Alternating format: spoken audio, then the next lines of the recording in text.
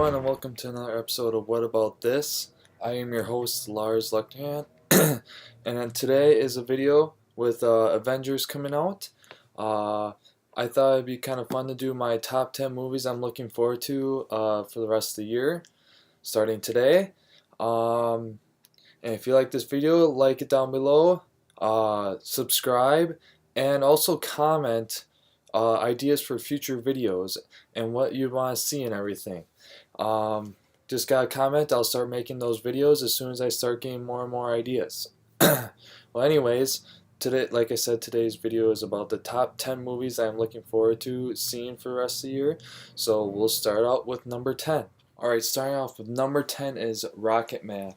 Now, Rocketman is kind of to me like a bandwagon film off of Bohemian Rhapsody, where it just is a bibliography basically of a certain artist, this case being Elton John. I'm still very intrigued. I think the music in the the film will be great. I like the actor who they chose. I'm not quite sure what his name is, but I think it'll work out just fine. I'm just interested to see what they can do, and like just the visuals look great. I think it'll be just as good as Bohemian Rhapsody. Now with this number 9 pick, I pick Brightburn. Now this is a movie that is like, what is this? So basically, I want to see it. The story seems interesting, but it's a horror film, so the likeliness of me seeing it is slim. But I just think the story might be so good that I might have to go see it. So basically, it's about a kid who has Superman type abilities. It's like the same story as Superman. Is made by the Gunn family, James Gunn, who made Guardians of the Galaxy. And basically, instead of turning out good, he gets bullied and then he becomes a bad guy, and he like tortures people and like goes after and kills a bunch of people. So that seems interesting and seems different, and it definitely caught my attention. That's why it's on now for number 8 on my list of movies I want to see this year is going to be The Lion King. Now people are going to be like, well, it's just a remake, a lot just for live action so they can make a lot of money off it. And that's true, but they will still have me going, because even though Lion King wasn't my favorite Disney film when I was a kid, they just got an all-star cast. It looks visually like stunning, and it's just something that looks like a good time. Yes, they're gonna get my money, and does it look like I care? Not at all. So at number 8 for my most excited movie is The Lion King. Now on to number 7 on my list. Number 7 is a movie called Yesterday. And this movie looks pretty interesting. Caught my eye because I'm a huge Beatles fan, and that's what it's kind of all about. Yesterday is a movie about just some regular musician guy, and he sings some Beatles songs, but all of a sudden like something weird happens in the universe where the Beatles never existed, and so he goes through and basically rewrites the songs and becomes this huge like star using these Beatles songs, and it just looks interesting. I'm a huge Beatles fan, so that's what caught my eye, and it looks like a good, fun, heartwarming movie, and that's just exciting, and it's just a nice different pace from everything else that I want to see this summer. So at number 7 is Yesterday. Now for number 6 on my list, this is a movie that I thought, oh, this is gonna be dumb, or this is a movie that I was not interested in at all. It was like, no, it seems kind of dumb. However, when I saw the trailer, that completely changed my mind, and now I am so excited to see that. And for number 6 on my list, it is Detective Pikachu. Yes, I said it, Detective Pikachu. Now this movie, it just seems fun. It just seems like a fun film where it's just goofy. Ryan Reynolds as Pikachu, it just is perfect. He seems so funny in the trailers. The trailers make the movie sound just really funny and just look like a good time, and just all the Pokemon you get to see in the trailer and how it's all going to happen. I bet it's just going to be fun visually. It's going to be like ridiculous, but anyways, it just looks fun. I'm very excited for this film. And at number 6 is Detective. Hitting the top 5 of my list of movies that I want to see this year or for the rest of the year. And number 5 on that list is Godzilla King of Monsters. Now, I loved Godzilla in 2014. I was just so excited. We went and saw an IMAX, and when he first came out and did the big Godzilla roar and then shook the theater, that was just so exciting. And then you have Kong, which is another movie in this monster universe that they're trying to create. And I liked it. The story was a little like but it was still good action and everything else that Godzilla. They would always cut off the action, but Kong, like, they had a lot of good action. And so for this film, it seems like they're all bringing all the different monsters from this monster universe, and it just like they're all gonna battle each other. And who doesn't want to watch giant monsters fight each other for 2 hours? So that's why at number 5 for my list is Godzilla King of Monsters. Number 4 on my list. This is a movie where at first I was like, I'm not really sure about this. I'll have to see a trailer for it, and I was just like, I don't know how they're gonna do this. And that movie is The Joker. And now, when I first saw it, I was like, just a Joker movie? That doesn't seem right. And plus, it's before even Batman's around. I was like, I'm not really sure about this. It just seems odd to have the Joker without Batman. However, when I saw the trailer, I got instantly hooked. This movie, it looks creepy. It looks psychotic.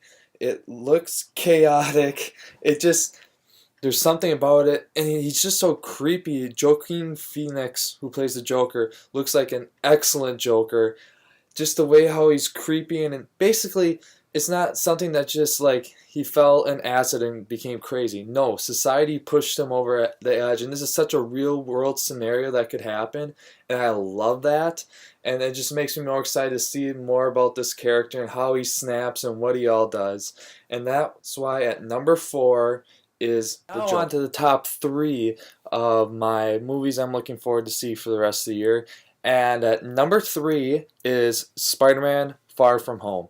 Now, I love Spider-Man. I loved watching as a kid. I loved even the Amazing Spider-Man series. Number 2 was okay, but I love Tom Holland as Spider-Man. I think it's the perfect fit. I love him in every movie that he's in with Spider-Man, and them going to Europe on this summer vacation type thing with a new villain, Mysterio, which I'm very intrigued to see what they do with him. It's just a different villain.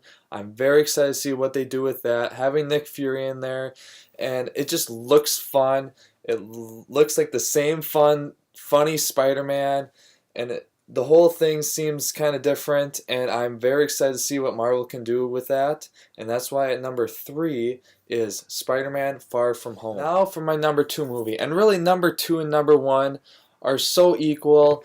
It's hard to even decide which ones I'm more excited about. But I'm going to just go with it. And number 2, even though I'm a huge fan of Star Wars, it is Star Wars Episode 9, The Rise of Skywalker. Now, I like the sequel trilogy. Yes, there's some things with The Last Jedi that I didn't quite like. I like some of the directions they did go where others don't feel the same way as me. And honestly, it's whatever. Everyone has their own opinions, but I am just so excited to have the whole group together. The Emperor is back, and the Death Star's in there, and Lando's back, and it's Star Wars. So who's not excited for that? It just looks awesome. It's a Star Wars movie. Of course I'm going to be excited to see it.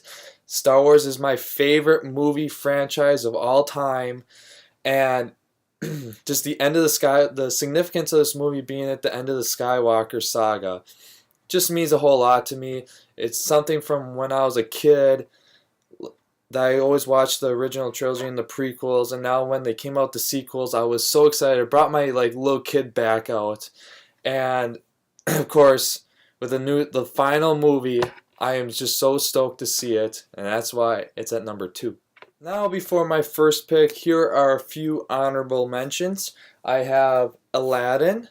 The first trailer looked good. Or not the first trailer, the second trailer looked good. And it's just a different story by Disney, and I'll go see it.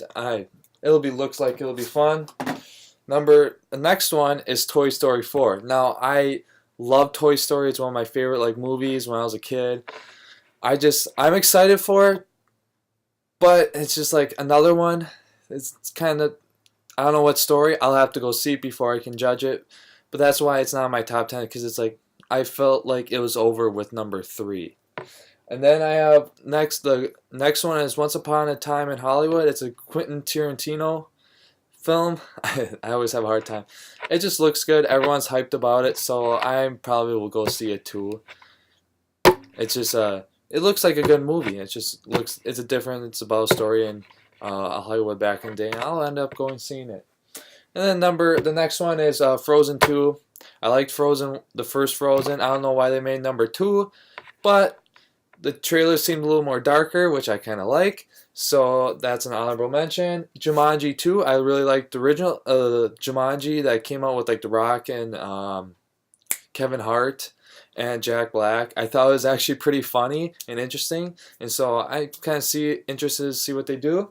And then the next one is Men in Black International. Interesting. I don't know. Just Chris Hemsworth, Liam Neeson. Seems like a fun flick. And those are my honorable mentions. At number 1 for the movies I am most looking forward to seeing for the rest of the year in 2019 is the movie I'm going to be seeing this week, probably today, is Avengers Endgame. Since Infinity War, I've been waiting for this to come out. Infinity War has probably one of the biggest cliffhangers I've ever seen in my life.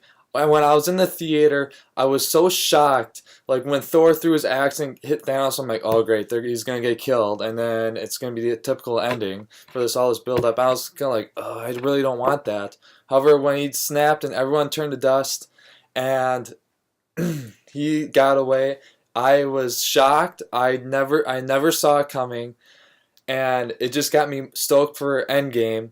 And this movie, it looks dark, it looks like sad, there's going to be so many emotions. It's the end of a 22 movie arc that I've been invested in since 2008 when Iron Man came out. I am so excited for this film. It looks great, the action, I hear, the reviews are phenomenal, by the way. For the little bit that's come out, 9.5 out of 10, we're getting like 90%. The ratings are off the charts good for this film. Everyone's raving about it. It'll probably break the box office in the first week, probably be the highest grossing film ever. And that's why it has to be number 1, because this is such a significant end of a story. It's part of a 2-part movie series with Infinity War and now Endgame. I'm so excited for this film. It's just the impact of it for the future of the MCU, and how it's the ending of this huge arc since 2008. It's so big, and that's why it is at my number 1 spot, Avengers Endgame.